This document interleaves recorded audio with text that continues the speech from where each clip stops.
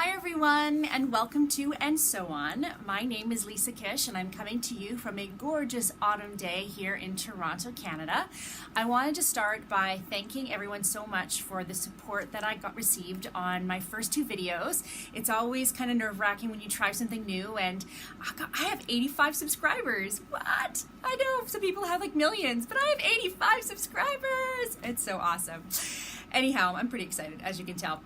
Anyway, I wanted to follow up this week with a pattern information. I don't know if it's a review, but pattern information on this pattern. I'm going to hold it way back here so it doesn't overexpose.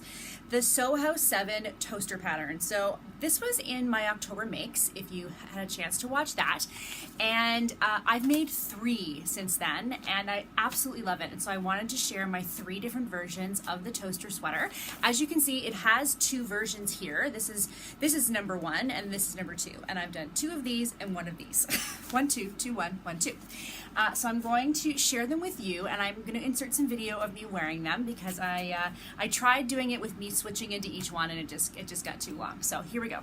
Here is number 1. So I should say to start off that this pattern, I decided to start off using a thrifted sweatshirt to make this toaster sweater because I just didn't want to take the chance on cutting into my really expensive fabric until I had a chance. And of course, that's just what most sewists do, is you make a muslin first, a toile, just to try things out and make sure it fits well. So I'm going to put in a picture of the thrifted sweatshirt that I used for this process, and this is how it turned out. So this is my toaster. This was a flaw in the thrifted sweater. That's what happens.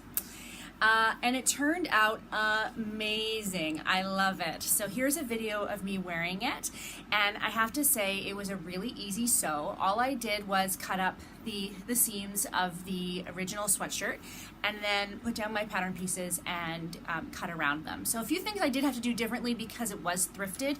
Number 1, I couldn't do, there's a doubled over cuff that goes with this pattern, and so you make it double long and then you fold it in, and so you get a nice rounded edge, and I just didn't have enough with that, so I just cut it single and went over the edge, totally fine. And also I didn't have enough for the waistband to cut a new waistband, and so I just reattached the ribbing that was on the sweatshirt originally. So anyway, now I have this really comfy sweatshirt. I tested the size, it's perfect for me. I'm gonna get lots of use out of this. And then here is my second version. So this is made from the Scuba material that you saw in my October plans video, and it's double-sided. So one side is the dark gray and one side is the light gray, and it's this jersey lined Scuba. I love it so much. I'm going to put a video right here of me wearing it, and I did this today and I absolutely love it. It is so comfortable. The Scuba really works with the structured nature of the sweatshirt. It really works with it. And one thing that I did was I actually extended the collar a fair amount, not a fair amount, I extended it probably 2/3 of an inch. A lot, tons. I extended it 2/3 of an inch because I knew that the structure of the pattern and the structure of the Scuba, that those would go really well together, and it does. Like, it really stands up straight, which is what I was looking for. And I also I made a slightly smaller seam allowance at the wrist because I like a long, cozy cuff. Like, I'm always cold, so anything I want to be as warm and cozy as possible. And I do love that when you added this waistband, it is a little bit longer than the other one, and it works out better. Now, one thing I would suggest with this is put a pin or a sticky note or whatever you do to remember that this is the front of the pattern, because it's very easy to sew. I mean, it takes no time at all. But once you get the sleeves on, sometimes it's hard to tell which is the front and which is the back. And guess what I did? Guess how I know? I sewed the neckband and the waistband on backwards.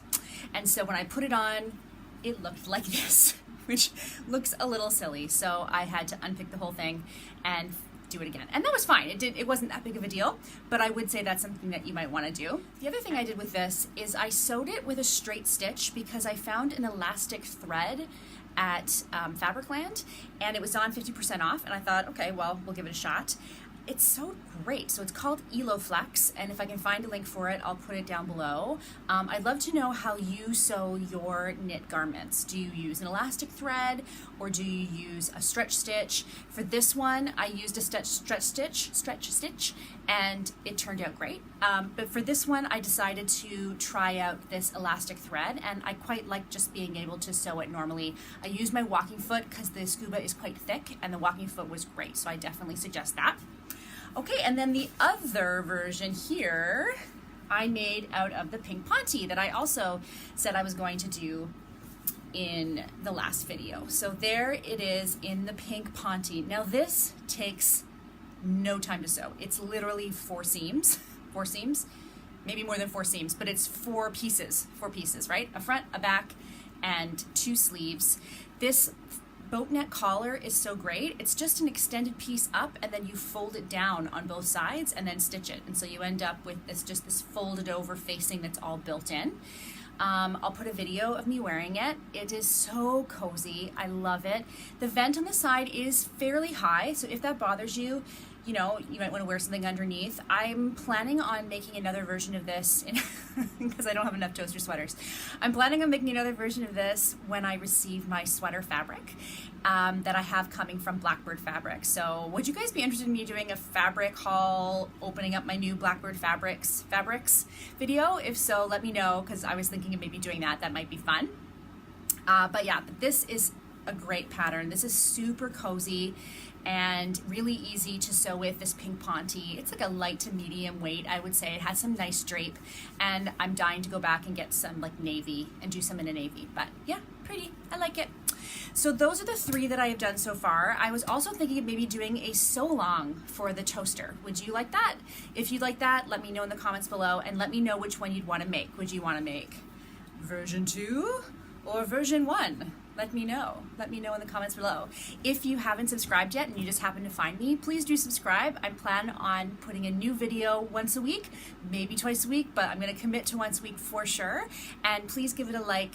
I really, really appreciate it. Again, I'm so happy to be part of this sewing community on YouTube. Everybody is so supportive and kind, and I just think it's so much fun to share our creativity and share our hobby. So have a great afternoon, and I will see you soon.